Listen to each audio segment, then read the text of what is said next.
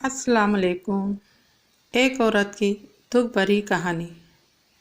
एक दफ़ा रात को मैं सोई हुई थी कि अचानक तकिए पर किसी का लम्स महसूस हुआ। मेरी आँख खुल गई। देखा तो वो आहिस्ता से तकिया उठाने की कोशिश कर रहे थे। मुझे बहुत प्यार आया। मैंने मुस्कुरा कर पूछा, क्या बात है? इत्मीनान से बोले, टीवी का रिमोट ढूंढ रहा हूँ। मुझे गाने का बहुत शौक़ था। कहने लगे, तुम टीवी पर क्यों नहीं गाती? मैं खुशी से निहाल हो गई।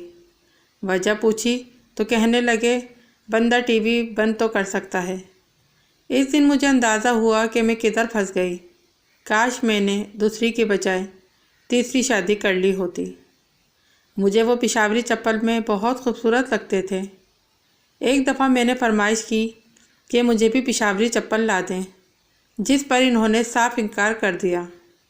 इस दिन मुझे अंदाज़ा हुआ कि वो मुझे अपने बराबर देखना नहीं चाहते, लेकिन मैंने भी हार नहीं मानी और ख़ुद जाकर मर्दाना पिशावरी चप्पल ख़रीद कर ले आई और साड़ी के साथ पहन के इनके सामने आ गई।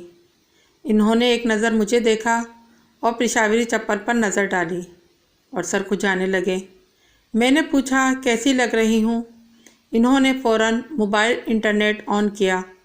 मैं समझ गई कि किसी हीरोइन से मेरी मुशाबहत तलाश कर रहे हैं।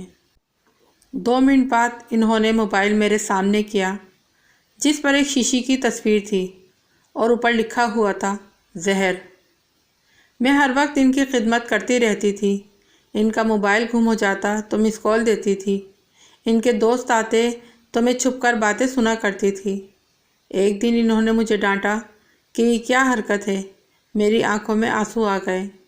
मैंने रुंधी हुई आवाज़ में कहा, जान, मैं हर वक्त आपका ध्यान रखती हूँ।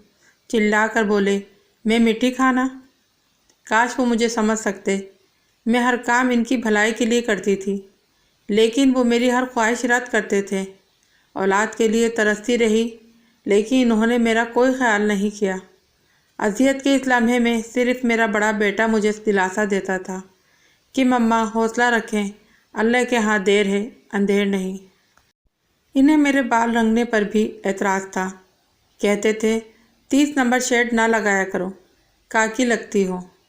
अगरचे वो काकी से पहले भी एक लफ्ज़ लगाया करते थे, लेकिन असल ज़ोर काकी पर ही होता था, जिससे मुझे अंदाज़ा हुआ कि इन्हें मेरी कम उम्री से भी चिढ़ है।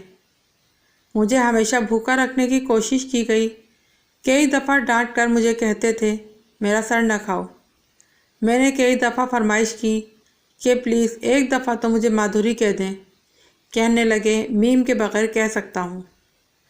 हर शादीशुदा औरत अपने मैके जाना चाहती है, ये इसका बुनियादी हक़ है, मगर मुझे इस भी नुक्ताचीनी का सामना रहा। एक दफ़ा मैंने कहा कि मैं 4 दिन के लिए अम्मी के घर जाना चाहती हूँ।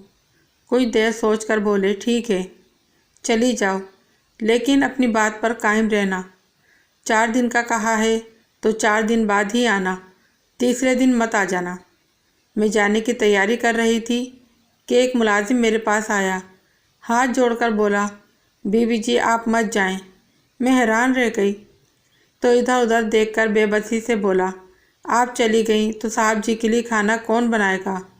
और अगर इनके लिए खाना नहीं बना तो वो हमारी प्लेटें साफ़ कर जाएंगे। ये सुनकर मुझे धचका सा लगा। इतनी दुख की बात थी कि एक बंदा ख़ुद तो मुलाजमिन का खाना खा ले और इसमें से भी अपनी बीवी के लिए कुछ भी ना रखे। एक औरत की रुला देने वाली रवादात। उम्मीद है पसंद आई होगी। अगर पसंद आई है तो प्लीज़ लाइक, शेयर, कमेंट ज़रूर कीजिएगा। मेरे चैनल पर नए हैं तो इसे सब्सक्राइब कीजिएगा। बेल आइकन का बटन लाजमी प्रेस कीजिएगा ताकि हर नई आने वाली वीडियो बर वक्त आप तक पहुंच सके। अगली वीडियो तक के लिए दीजिए इजाज़त। अल्लाह हाफिज़।